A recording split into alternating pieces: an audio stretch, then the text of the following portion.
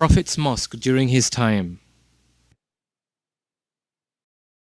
أعوذ بالله من الشيطان الرجيم. إنما يعمر مساجد الله من آمن بالله واليوم الآخر وأقام الصلاة وآتى الزكاة ولم يخش إلا الله. When the Messenger of Allah, peace and blessings of Allah be upon him, arrived at the borders of Al-Madinah, while he was migrating from Mecca, the Ansar vied with one another to receive him, each of them hoping to host him. Some of them were even holding the rein of his camel, but the Messenger of Allah, peace and blessings of Allah be upon him, would tell them, "Leave her alone, for she is being commanded." The camel took the Messenger of Allah, peace and blessings of Allah be upon him, throughout the dwellings and farms of the Ansar, until she arrived at a land in the dwellings of Banu Najjar. She knelt down and then got up. She moved on not too far and then returned to the place where she earlier knelt down at. The Messenger of Allah, peace and blessings of Allah be upon him, disembarked. Abu Ayyub al-Ansari quickly moved forward, carried the Prophet's saddlebag, and took it to his house that was nearby.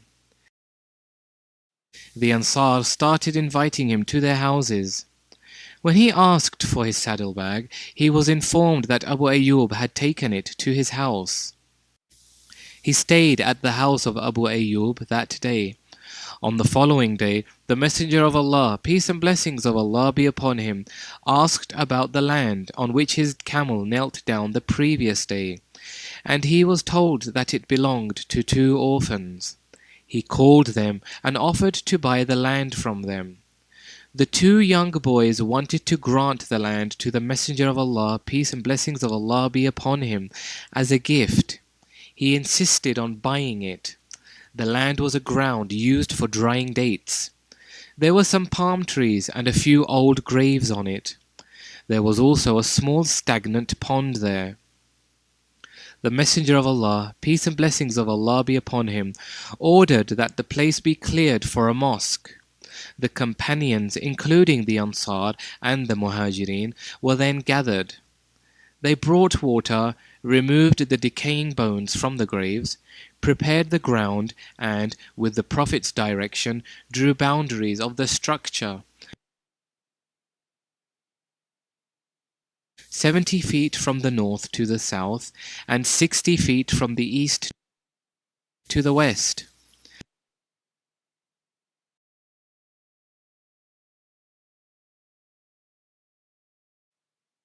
They dug its foundation 1.5 meters deep, and filled it with appropriate amount of stones to the surface.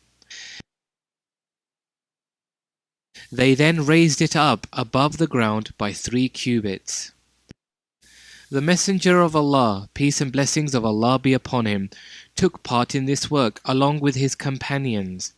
He would hold stones against his noble stomach, and the companions would rush unto him, saying, "Messenger of Allah, we can do that for you." But he would insist on physically taking part in the work.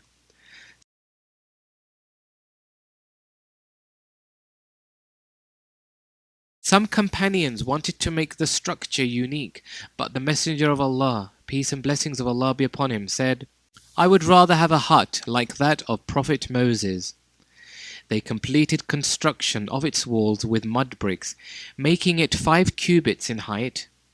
The structure had 3 doors, one in the eastern side, one in the southern side, and one in the northern side. As soon as the construction of the wall was finished, the Messenger of Allah, peace and blessings of Allah be upon him, led his companions in prayer there. When the heat became severe, the companions lined up the palm trunks, put a mat of palm branches on it, and then covered with palm leaves. On the southern side of the wall, they erected a shaded place there called a sufa, where poor emigrants and visitors took shelter. On the southeastern side of the mosque, 2 apartments were built for the Prophet's 2 wives, Aisha and Sauda. May Allah be pleased with them. The mosque then became the heart of Al-Madinah, visited by the companions in order to pray behind the Messenger of Allah, peace and blessings of Allah be upon him, to learn the verses that were being revealed to him, and to listen to his sermons. The Messenger of Allah, peace and blessings of Allah be upon him, would give sermons in the middle of the front row. Whenever he felt tired, he would recline on the trunk that was situated beside him. Then, the mosque has neither pulpit nor mihrab. He would sit down in the mosque even when it was not prayer time, and his companions would form a circle around him. He would address and teach them. He would also sit down with the dwellers of as-Suffah and would keep their company.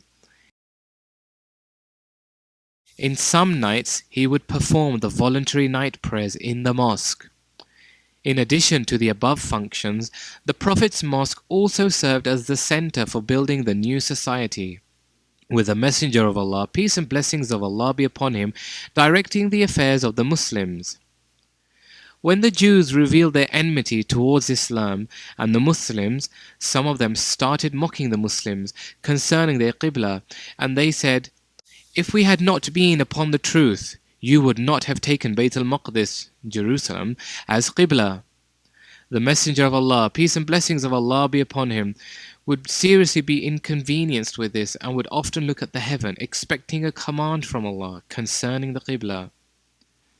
In the middle of the month of Sha'ban, in the 2nd year of Hijrah, the revelation came concerning the Muslims' Qibla with the following words of Allah. "Verily, we have seen the turning of your face towards the heaven. Surely we shall turn to you a Qibla that shall please you. So turn your face in the direction of Al-Masjid al-Haram, and wheresoever you people are, turn your faces in that direction." The Messenger of Allah, peace and blessings of Allah be upon him, and the Muslims were gladdened by the revelation of this verse. They quickly moved to change the position of the mosque. They closed the southern door and created an alternative door from the northern wall of the mosque. They then moved 2 lines of columns with their roofs to the southern side and left the remaining columns for the dwellers of as-Suffah. 5 years passed, and Muslims increased in number that the mosque too small to accommodate them. They complained about this to the Messenger of Allah, peace and blessings of Allah be upon him. There was an open piece of land neighboring the mosque. The Messenger of Allah, peace and blessings of Allah be upon him, gave whoever could buy the land for the mosque glad tidings of paradise. Uthman ibn Affan, may Allah be pleased with him, quickly came forward and bought the land. The Muslims briskly embarked on extending the mosque after their return from the campaign of Khaybar in the 9th year after Hijri. A pulpit was built for Allah's Messenger, peace and blessings of Allah be upon him, in the middle of the southern part of the mosque. When he gave a sermon on this pulpit, a severe groan was heard from the palm trunk he used to rest on. The Messenger of Allah, peace and blessings of Allah be upon him, came down from the pulpit and embraced the trunk until it became quiet. The Prophet's pulpit had 3 steps. He would stand on the 2nd step whenever he gave a sermon, and would sit down on the 3rd step when he took a rest between 2 sermons. Adjacent to the pulpit was an area that extended from the Prophet's mosque to his apartment. This place is called Rawda min Riyad al-Jannah, a garden from among the gardens of paradise. We ask Allah to give us the blessings of visiting and praying there, and to endow us with adherence to the Sunnah. Blessings and peace of Allah be upon the Messenger of Allah Muhammad and his household and his companions.